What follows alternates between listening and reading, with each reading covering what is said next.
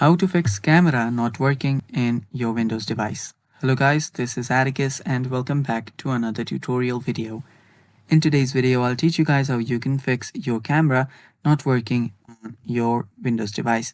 So without any further ado, let's dive right into it. So the thing here is your camera can be physically damaged or there can be a software issue. But other than that, there can be a simple misunderstanding. So the thing is, your permission for camera might just be off. So for the previous two options, that is your hardware being damaged, you will need to get it repaired. And for your software, you can simply update your Windows software to make it, to solve the issue. Now, if your permission is turned off, head over to your settings. After you're on your settings, you can then head over to your privacy and security.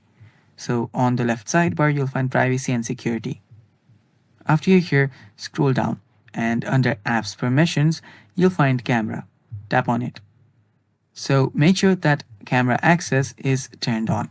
Toggle this button on right here, and under here, if something or your specific a specific app or specific software is not using camera, make sure that you simply toggle this button on and it will just give them the access for it.